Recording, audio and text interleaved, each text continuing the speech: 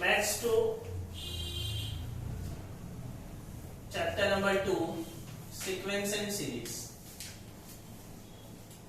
Sequence and series, ठीक है। आ जाओ, कितना टाइम हो रहा है? आज तो आधे घंटे लेट जाएगी। आधे घंटे चलेगा? इसको लेट जाना चलेगा, लेकिन लेट आ जाना। चलो सेकंड से देखो, सीक्वेंस एंड सीरीज, ठीक है। नाउ ये चैप्टर आपने ऑलरेडी 10th स्टैंडर्ड में पढ़ा हुआ है। पढ़ा है ना 10th में, अरिथमेटिक प्रोग्रेशन नेम से, ठीक है। Arithmetic progression. चलो देखो अभी, लेकिन अभी जो उसमें था ना अरिथमेटिक प्रोग्रेशन, वो सिर्फ इसका एक पार्ट था, ठीक है। सीक्वेंस एक्चुअली जो है, सीक्वेंस अपने 3 टाइप्स के होते हैं। कितने टाइप्स के? 3 टाइप्स, ठीक है। First one is arithmetic progression. First one is arithmetic progression. Short form में इसको हम लोग क्या बोलते हैं? AP, okay. Second one is geometric progression. Geometric progression short form में इसको बोला जाता है GP. And third one is harmonic progression. Harmonic progression जिसको शॉर्ट फॉर्म में बोला जाता है एचपी। तो बेसिकली ये 3 टाइप के होते हैं। एक और टाइप होता है एजीपी। एजीपी मतलब अरिथोजेमेट्रिक प्रोग्रेशन, इन दोनों का मिक्सचर, ठीक है, एजीपी। बट वो आपके सिलेबस से भी निकाल दिया है एजीपी। तो हम लोग को बेसिकली ये 3 टाइप्स के अपने को सीक्वेंस पढ़ने। ये तीनों सीक्वेंस है, सीरीज नहीं है। सीरीज अपना इस चैप्टर का सिर्फ लास्ट वाला एक्सरसाइज जो है वो सीरीज है, ठीक है। और स्टार्टिंग के जो 5 एक्सरसाइज है, टोटल 6 एक्सरसाइज है इस चैप्टर में। स्टार्टिंग के 5 एक्सरसाइज पूरे सीक्वेंस पे, सिर्फ लास्ट वाला एक्सरसाइज अपना सीरीज पे है, ठीक है। अरिथमेटिक प्रोग्रेशन में कोई भी नंबर अरिथमेटिक में कैसे समझ में आता है? नंबर्स के बीच में क्या कांस्टेंट होता है? डिफरेंस कांस्टेंट होता है। तो डिफरेंस है ना। तो if difference between the number is constant, then the numbers are said to be in arithmetic. जैसे देखो यहाँ पे इन दोनों के बीच में कितने का डिफरेंस है? 2 का। इन दोनों के बीच में 2 का।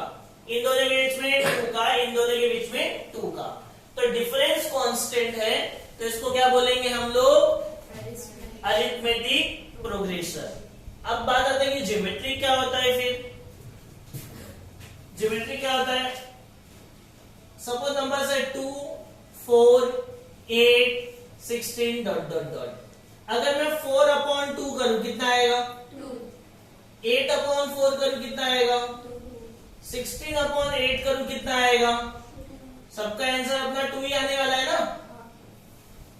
सबका आंसर क्या आएगा? 2। ये अपॉन कर रहे हैं, अपॉन कर रहे हैं मतलब रेशियो। अपॉन ले रहे हैं मतलब ये क्या है? रेशियो।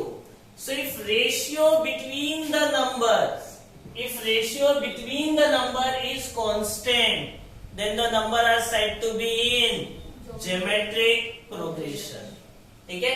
आगे वाले को पीछे वाले से डिवाइड करने का बस, सब में। अगर सबका रेशियो सेम है तो numbers are said to be in geometric progression. Now come to next third part, harmonic क्या होता है?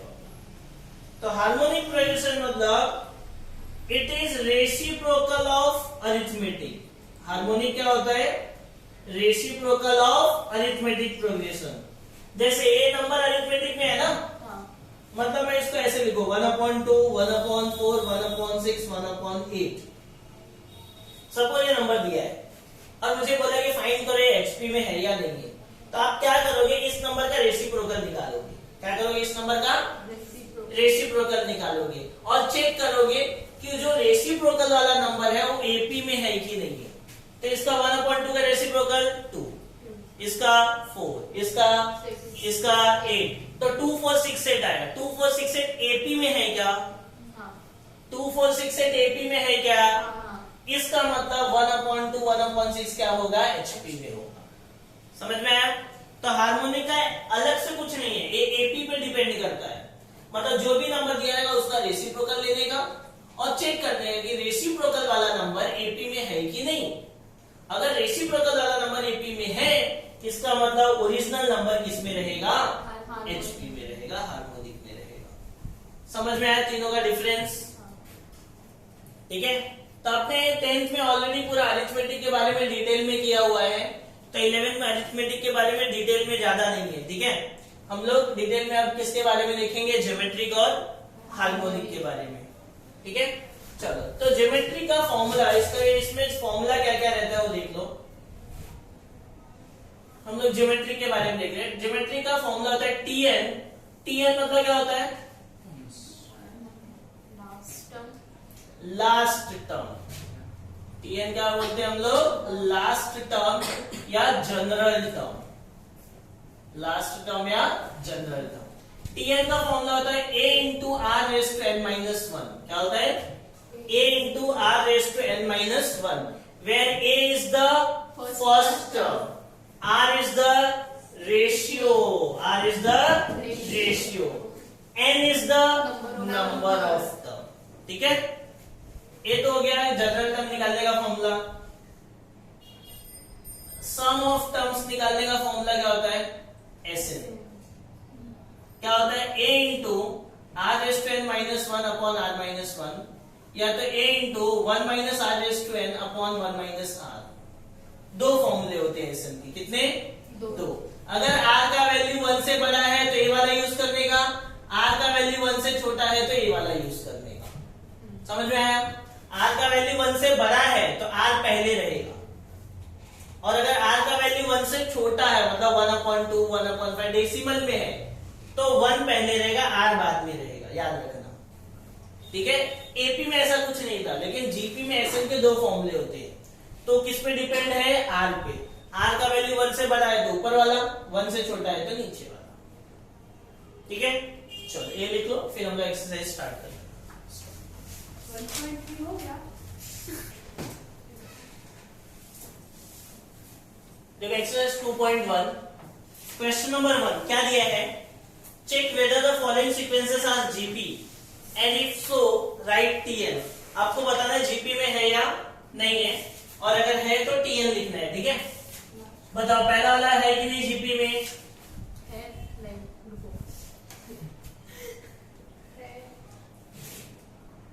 है, है ना। रेशियो 1 क्या आएगा, 6/2, 3 आएगा, राइट। फिर 18/6 रेशियो निकालोगे वो भी 3 आएगा, रेशियो 2। रेशियो 3 क्या आएगा, 54/18, ये भी कितना आएगा, 3। तीनों सेम है तो देखो, since ratio is constant, therefore it is in GP, it is in. और जो बोला अगर जीपी में है तो टीएन निकालो ना। टीएन का फॉर्मूला क्या होता है, a r raise to n minus 1, right. तो a का वैल्यू कितना है, 2, r का वैल्यू कितना है, 3, और n तो n ही है क्योंकि उसने टीएन ही निकालने बोला है। समझ में आया?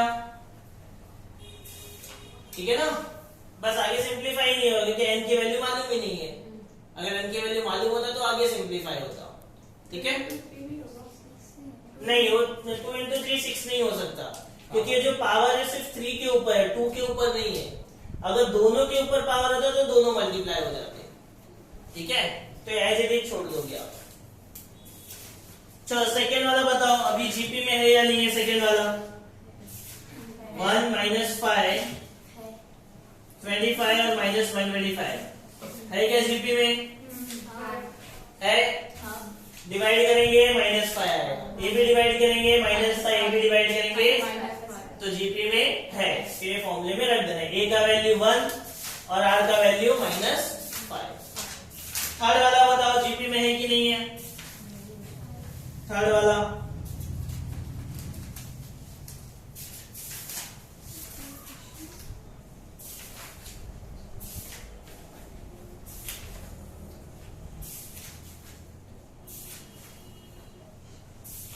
क्या है,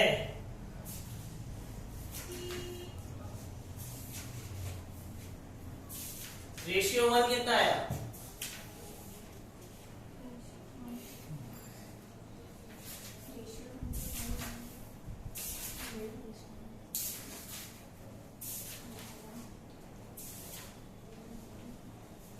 इधर देखो, इतना टाइम नहीं लगता है।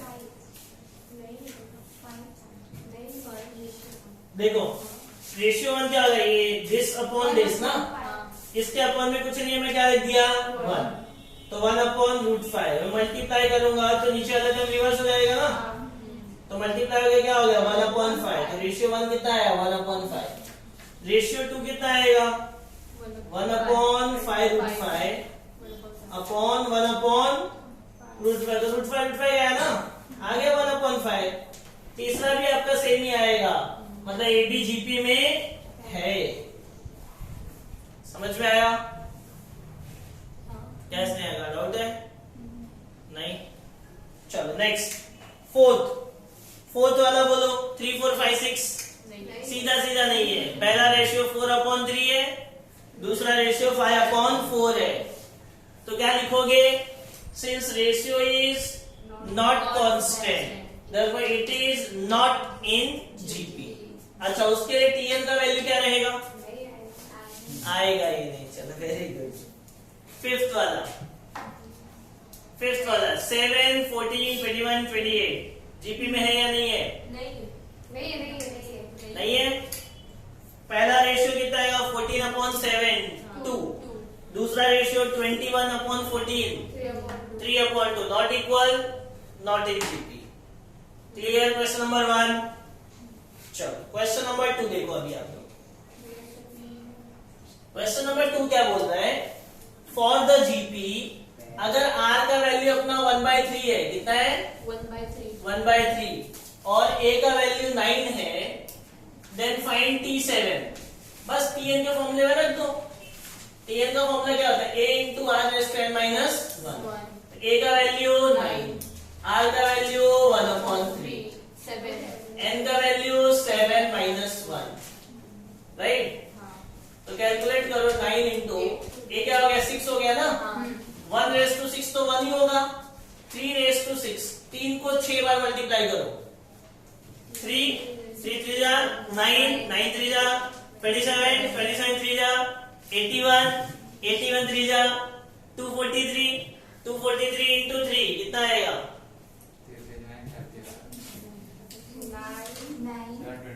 729।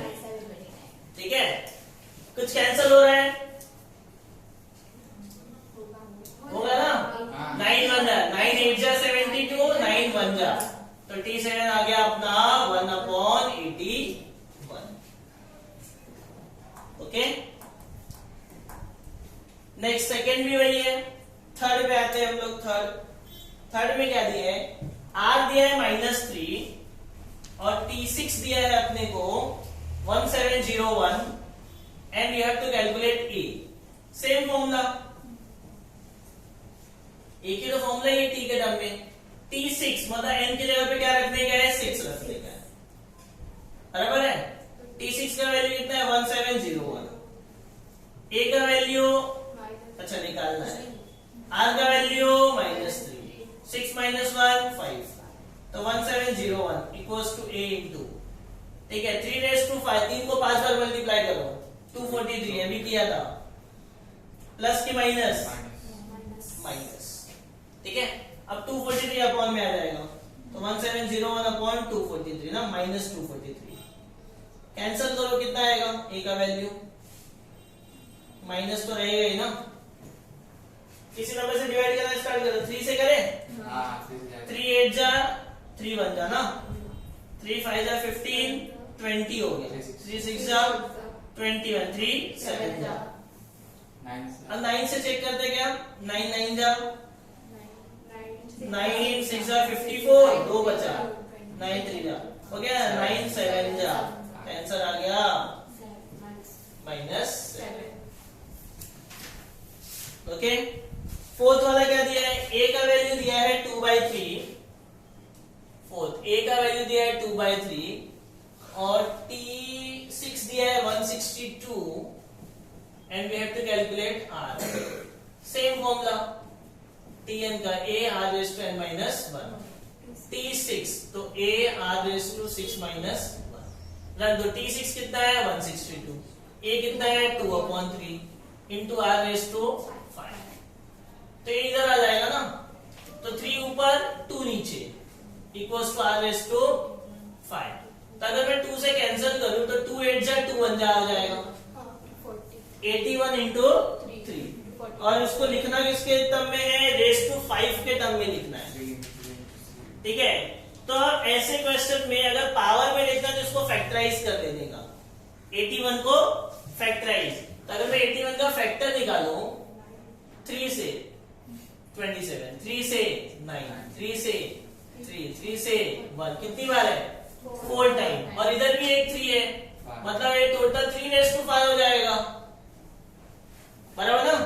ये 3 रेस टू 4 और यहाँ पे भी एक 3 है, तो total 3 raise to 5 equals to r raise to 5। Compare कर दिया, r का वैल्यू कितना आ गया,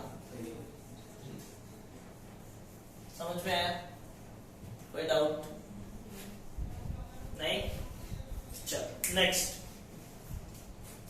क्वेश्चन नंबर 3 पढ़ो, क्या दिया question number 3, which term of the GP 5, 25, 125, 625, dot dot dot is 5 raised to 10। मतलब इसका कौन सा टर्म 5 raised to 10 है, मतलब tn दिया हुआ है अपने को और n निकालना है, कौन सा वाला टर्म n 5 raised to 10 होगा, समझा। तो यहां से a का वैल्यू मालूम है अपने को 5, r का वैल्यू 25/5 5 ही आएगा ना, tn के फॉर्मूले में रख देते हैं, tn a r raised to n minus, तो tn तो दिया है 5 raised to 10, a मालूम है 5, r मालूम है 5 और ये क्या है n माइनस 1। अच्छा, अगर मैं यहाँ पे देखूं तो ये दोनों का बेस सेम है ना, अगर दोनों नंबर का बेस 5 के पावर में कुछ नहीं है तो 1 है, और अगर बेस सेम होते तो पावर क्या होते, ऐड होते। तो जब ये दोनों ऐड होगा तो 1 और -1 कैंसिल हो जाएगा, सिर्फ क्या बचेगा, कंपेयर किया था, n का वैल्यू कितना आ गया, ओके। किसी को कोई भी टाइप का डाउट है इसमें, पक्का। चलो क्वेश्चन नंबर 4 में आ जाओ, क्या दिया है, for what values of x the term this are in GP since 4/3, x, 4/27 are in GP, right. अपने को x कैलकुलेट करने का है। देखो GP में है, इसका मतलब क्या हुआ कि this upon this मतलब x upon 4/3 इक्वल होगा 4/27 अपॉन x के, बराबर ना। इन दोनों के बीच का रेशियो इक्वल होगा इन दोनों के बीच के रेशियो का, क्रॉस मल्टीप्लाई कर देते हैं, x into x will be x square and 4/3 into 4/27। तो ये क्या हो गया, 4 इंटू 4 कितना हो गया 16, 27 इंटू 3 कितना हो गया 81। किसका वैल्यू है, अच्छा a स्क्वायर में, तो इसको मैं स्क्वायर में 4/9 का स्क्वायर लिख सकता हूँ, तो क्या मिल गया, x का वैल्यू कितना मिल गया 4/9। ओके, समझ में आया सबको, चलो लिख लो फटाफट।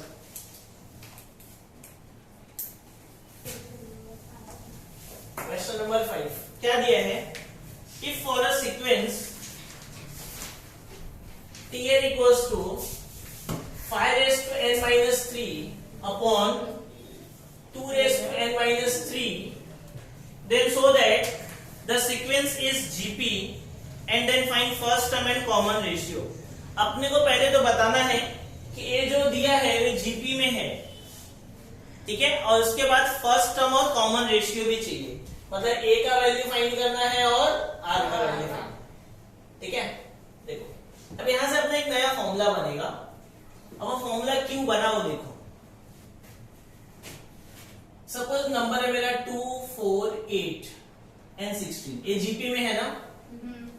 अच्छा, ये 3 नंबर का एडिशन कितना होगा, ये 3 नंबर का एडिशन 14 कितना 14 कितने T3, मतलब 3 नंबर का एडिशन, मतलब S3 लिख देता हूं मैं, बराबर ना, T3 और ये 4 नंबर का एडिशन कितना हुआ? 30 कितना? 30। ठीक है, बराबर ना? 14 प्लस 16 कितना हो गया? 30। अच्छा, अगर मैं S4 में से S3 को माइनस करूं तो मुझे T4 मिलेगा क्या? 30 माइनस 14 16 देगा। 30 माइनस 14 16 देगा। इसका मतलब जो Tn होता है ना, Tn होता है वो Sn माइनस Sn माइनस 1 होता है। ठीक है, मतलब Sn में से एक पीछे वाले को माइनस कर दोगे तो अपने को क्या मिल जाएगा? Tn मिल जाएगा। समझ में आया? समझ में आया फॉर्मूला कैसे बना? अब दूसरा चीज, ठीक है, ये मैंने इसमें बताया कि यहाँ पे तो Tn दिया, अगर Sn दिया रहता तो हम लोग ये वाला फॉर्मूला यूज करते हैं। अच्छा, रेशियो, रेशियो क्या होता है? आगे वाला नंबर अपॉन पीछे वाला नंबर ना। तो इसके लिए अगर ऊपर Tn है तो नीचे Tn माइनस 1 होगा। तो मेरे पास यहाँ पे Tn दिया हुआ है तो मैं Tn माइनस 1 निकालता हूं। क्या होगा? n की जगह पे n माइनस 1 रखो 5, n की जगह पे n माइनस 1, n की जगह पे n माइनस 1, तो कितना हो गया अभी? 5, n माइनस 4, 2, n माइनस 4, एक इसका वैल्यू Tn माइनस 1। अब डिवाइड कर दें, देयरफॉर रेशियो क्या होगा? Tn upon Tn minus 1। तो Tn का वैल्यू कितना है? Tn का कितना है? 5 raise to n minus 3 upon 2 raise to n minus 3, और Tn माइनस 1 का वैल्यू क्या है? 5 raise to n minus 4 upon 2 raise to n minus 4। ठीक है, तो ये क्या हो जाएगा? 5 raise to n minus 3 upon 2 raise to n minus 3 into करूंगा तो नीचे वाला रिवर्स हो जाएगा। 2 रेस टू n माइनस 4 ऊपर, 5 रेस टू n माइनस 4 नीचे। Is this clear? अच्छा, ये बेस सेम है ना, ये 5 बेस सेम है, तो मैं इस पावर को ऊपर लेके जाऊंगा तो क्या हो जाएगा? माइनस हो जाएगा ना। तो माइनस होगा तो ये माइनस होगा और ये माइनस माइनस प्लस होगा। सिमिलरली इसको मैं नीचे लेके आऊंगा तो माइनस हो जाएगा, तो ये नीचे आएगा तो माइनस n और माइनस माइनस प्लस 4। किसी को डाउट है यहां तक? पक्का? तो now you can see n cancel, n cancel, 5 raise to 4 minus 3 is 1 upon 2 raise to 4 minus 3 is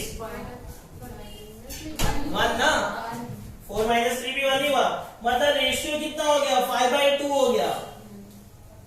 अच्छा, रेशियो में n वाला टर्म दिख रहा है क्या? n का टर्म है क्या? मतलब यहाँ पे n कुछ भी होने दो, रेशियो में कोई फर्क पड़ेगा क्या? इसका मतलब given sequence is in GP। तो लिखो, since R is ratio is constant, therefore given sequence is in GP।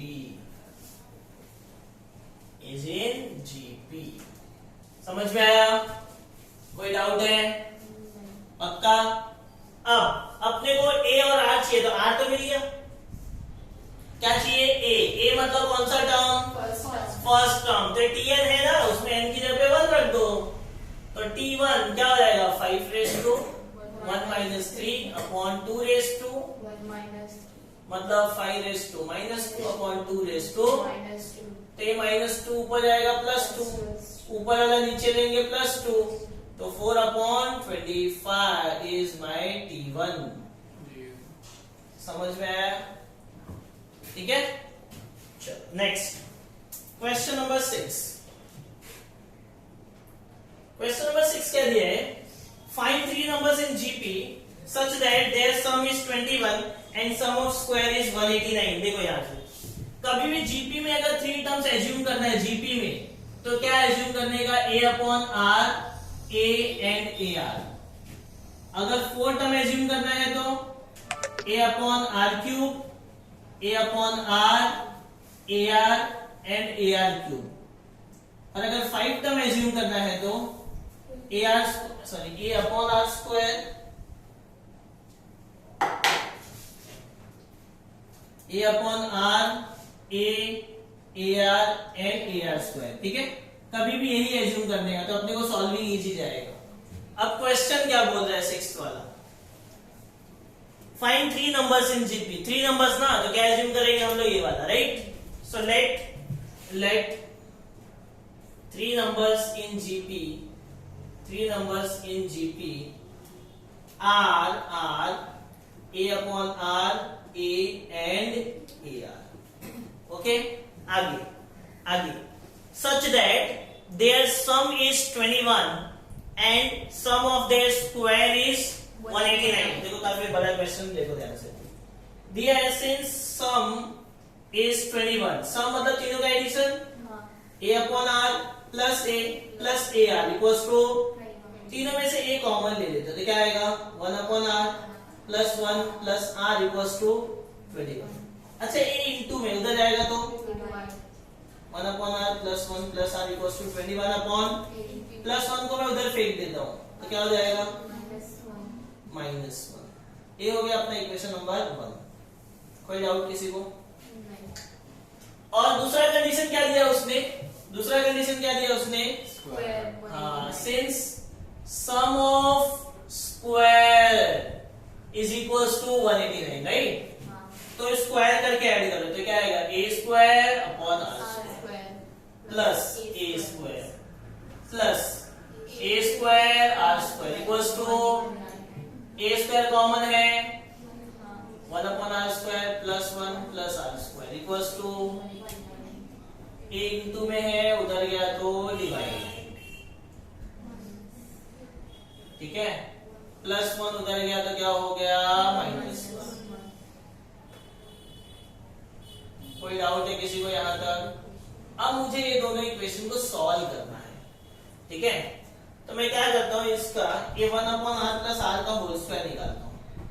1 upon r plus r का whole square, a plus b का स्क्वायर क्या होता है, a square plus B square plus 2a into B, यही होगा ना। तो यहां से r देखो गया, 1 अपॉन r प्लस r की वैल्यू है मेरे पास, क्या है, 21 अपॉन a माइनस 1 पूरे का होल स्क्वायर। अच्छा इसकी भी वैल्यू है मेरे पास 189 अपॉन a स्क्वायर माइनस 1 और आगे प्लस 2 फ्रॉम इक्वेशन 1 and 2। यहां तक कोई डाउट? मैंने इसकी जगह इसकी वैल्यू पुट कर दी, इसका वैल्यू यहां पुट कर दिया और आगे का प्लस 2, ठीक है। इसको एक्सपांड करो, a प्लस माइनस b का होल स्क्वायर ना, a का स्क्वायर 21 का square 441 upon a square minus 2ab तो 2 into 21 42 upon a plus b का स्क्वायर 1 का स्क्वायर 1 ही रहेगा 189 अपॉन a स्क्वायर 2 minus 1 1 तो प्लस 1 गया ना, ठीक है। अब a स्क्वायर वाला टर्म एक साइड ले लो और a को एक साइड ले लो, 441 अपॉन a स्क्वायर, ये प्लस इधर आया माइनस, अरे माइनस उधर गया प्लस, तो a square common, a square को मैं a इंटू a लिख सकता हूँ क्या, 441 में से 189 गया कितना आएगा, 45 नहीं जाने दो कितना डिफरेंस है 142 अरे 252 ठीक है 252 रिवर्स ऑर्डर में करने का ना यार, 400 में से 189 गया कितना आएगा 221, मैंने नंबर 211 और 42 1 ऐड कर लो 252। अब देखो इधर एक a और a के गया, a और a गया तो a उधर जाएगा 42 अपॉन में आ जाएगा तो 252 upon 42 equals to a। Cancel करो इसको, 2 से कैंसिल किया, 2 से करेंगे 1 2 6 तो 21 6 जा 126। नहीं तो और छोटा सिंप्लीफाई कर सकते हो, वापस 3 से कर देना, आपको समझ में आ जाएगा। तो a का वैल्यू कितना मिल गया 6, a का वैल्यू उठाओ यहाँ पे रख दो, r मिल जाएगा, a का वैल्यू उठाओ यहाँ पे रख दो, r मिल जाएगा। तो सब्स्टिट्यूटिंग, ठीक है यहाँ लिखता हूँ, substituting a equals to 6 in equation 1 क्या है 1 upon R plus R equals to 21 upon A का वैल्यू 6 बराबर है।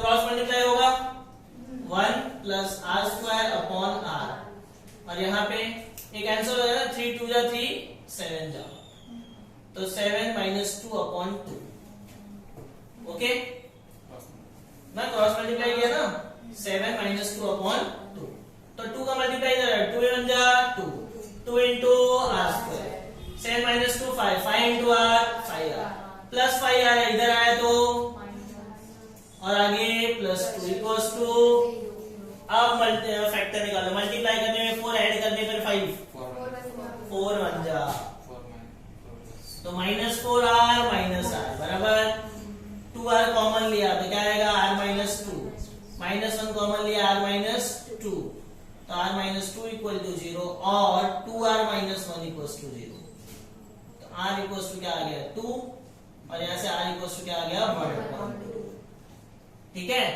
तो अपने को ए भी मिल गया अपने को आर भी मिल गया उठा के यहाँ पे रख दो अपने को तीनों नंबर मिल गए। तो for A equal to 6 and R equal to 2 और फॉर दो बार निकालेंगे ना for A equal to 6 and R equal to 1/2 क्योंकि आर के अपने पास दो वैल्यू है तो एक बार 2 पुट करेंगे एक बार 1/2 तो ए अपॉन आर कितना आएगा 6 अपॉन 2 3 दूसरा नंबर क्या है ए तो ए इक्वल टू 6 तीसरा नंबर ए आर 6 इंटू 2 कितना हो गया 12 ना यहां से ए अपॉन आर तो ए 6 आर 1/2 तो 2 मल्टीप्लाई हो जाएगा ना ऊपर दूसरा नंबर तो 6 ही रहेगा फिर ए आर तो 6 इंटू 1/2 मतलब कितना हो गया तो आप देखो नंबर वही है 3 6 12 सिर्फ ऊपर नीचे रहेगा। तो ऑलवेज कभी भी दो वैल्यू आती है ना तो नंबर अपना सेम ही आएगा सिर्फ रिवर्स ऑर्डर में आता है। So therefore 3 numbers in GP R 3 6 and 12 understood everyone ठीक है। तो ये याद रखना आपको 3 टर्म एज्यूम करना है तो क्या करोगे 4 टर्म करना है तो क्या करोगे 5 करना है तो क्या करोगे और अगर एसएन दिया रहेगा एसएन तो टीएन निकालने का फॉर्मूला क्या है ठीक। चलो ये पहले नोट डाउन कर लो जहां फॉर्मूला लिखा है आपने and then you start with the question. किसी को कोई डाउट नहीं है ना इसमें बोलो चलो फिर छापो स्टॉप।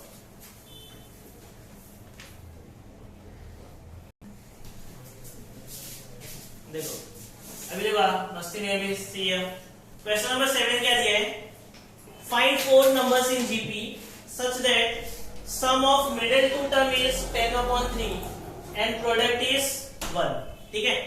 4 नंबर एज्यूम करना तो मैंने आपको पहले लिखा है ये एज्यूम करना है तो सबसे पहले प्रोडक्ट को सॉल्व करने का प्रोडक्ट क्या है a upon R cube into A upon R into A R cube equals to तो देखो आर आ गया आर क्यूब गया तो ए मतलब कितना हो गया a रेज़ टू 4 तो मैं 1 को 1 रेज़ टू 4 लिख सकता हूं ना तो a का वैल्यू कितना मिल गया 1 समझ में आया। a कितनी बार है 1 2 3 4 तो a रेज़ टू 4 हो गया 1 को मैं 1 रेज़ टू 4 लिख सकता हूं तो a का वैल्यू कितना आ गया 1 रेशियो 4 क्यों लिखे तो कंपेयर करने के लिए a का इक्वल्स टू 1 ठीक है। अब sum of middle two term तो मिडल में कौन कौन से ये दोनों मतलब a upon R plus A R इन दोनों का आंसर कितना है 10/3 ठीक है। a का वैल्यू 1 है तो 1 रख दो सब्स्टिट्यूटिंग a इक्वल्स टू 1 तो क्या आएगा 1 upon R plus 1 into R equals to 10/3 cross multiply कर दो 1 into 1 R into R square upon R into 1 equals to 10/3 right cross multiply होगा 3 1 जा 3 into R into 10 now take everything on one side factor क्या होगा बोलो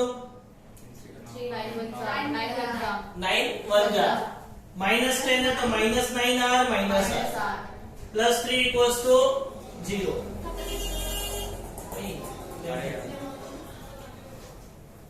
3 R common ले लिया तो आर यहाँ पे आर आएगा, यहाँ पे -3, ऊपर -1 कॉमन लिया, r -3, ओके।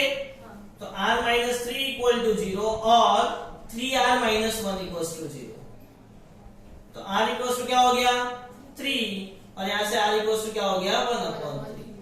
तो अपने को a भी मिल गया, r भी मिल गया, रख दो उठा के, चारों वैल्यूज मिल जाएगी। समझा? एक बार 3 के लिए निकालोगे, एक बार 1/3 के लिए निकालोगे। कोई डाउट है क्वेश्चन नंबर 7 में? चलो क्वेश्चन नंबर 8 पे आते हैं। अभी क्या दिया क्वेश्चन नंबर 8 अपने को? Find 5 number in GP such that their product is 1024 and fifth term is square of third term. Fifth term is square of third term. तो पहले प्रोडक्ट है, तो प्रोडक्ट क्या हो जाएगा अपना? प्रोडक्ट क्या हो जाएगा? मैं कॉल करता हूं, ठीक है? प्रोडक्ट मतलब क्या आएगा? a/r² into a/r into a into ar into ar² equals to 1024। बराबर है? तो देखो r² गया, r गया, ये कितनी बार है? 1 2 3 4 5 टाइम्स है। तो मुझे 1024 को भी 5 के पावर में लिखना पड़ेगा, ठीक है? कौन सा नंबर रहेगा? 4। Very good. देखो 1024 याद रखो 2⁻10 होता है। कितना होता है? 2⁻10। तो मुझे 5 के पावर में लिखना है, तो 4 कर देंगे 2 का स्क्वायर। अगर आप फैक्टर निकालोगे तो आपको समझ में आ जाएगा 1024। तो यहां से a का वैल्यू कितना आ गया? 4। a का वैल्यू कितना आ गया? 4। अब क्या बोला? Fifth term. फिफ्थ टर्म कौन है? फिफ्थ टर्म कौन है? ar²। फिफ्थ टर्म कौन है? ar²। थर्ड टर्म कौन है? a, इसका स्क्वायर। तो यहां से देखो a के कटेगा, यहाँ पे a के बचेगा ना, तो r² इक्वल्स टू a का वैल्यू कितना है? 4। तो r का वैल्यू क्या आएगा? +-2। समझा? तो अपने को a मिल गया, अपने को r मिल गया। पुट कर दो यहाँ पे, एक बार +2 ले लो और एक बार -2 दे दो। समझ में आया? हो जाएगा। क्वेश्चन नंबर 9 क्या बोल रहा है? 9th का क्वेश्चन क्या बोल रहा है कि fifth term is x, fifth term is x, 8th term is y, 11th term is z, then verify this. ठीक है, बहुत सिंपल है। देखो फिर अपने पास tn का फॉर्मूला क्या रहता है? ar⁻n-1। फिफ्थ टर्म मतलब n के पे क्या रखने का? 5। तो ar⁵ t5 कितना है? x है, और ये ar⁴ ये हो गया अपना इक्वेशन नंबर। फिर t8 है, तो मैं n के पे 8 रखता हूं, तो क्या आएगा? a इंटू r⁸ 8-1, तो a इंटू r⁷ और t8 का वैल्यू कितना है? y। ये हो गया मेरा इक्वेशन नंबर 2। अब 11 है, तो मैं 11 रखता हूं, क्या आएगा? a इंटू r⁻11-1, तो r⁻10, इसका वैल्यू कितना है? z। कोई डाउट? अब मैं वेरीफाई करता हूं, तो LHS लेता हूं। LHS क्या है? तो y की वैल्यू क्या है? ar⁷ का स्क्वायर, यहाँ पे लिख दो फ्रॉम इक्वेशन 2। स्क्वायर करो तो a का स्क्वायर r⁷ का स्क्वायर ना, 14। स्क्वायर करेंगे मल्टीप्लाई करेंगे? मल्टीप्लाई करेंगे। Very good. पावर पावर कभी भी मल्टीप्लाई होता है। RHS लेते क्या है? x into Z. x क्या है? ar⁴। जेड क्या है?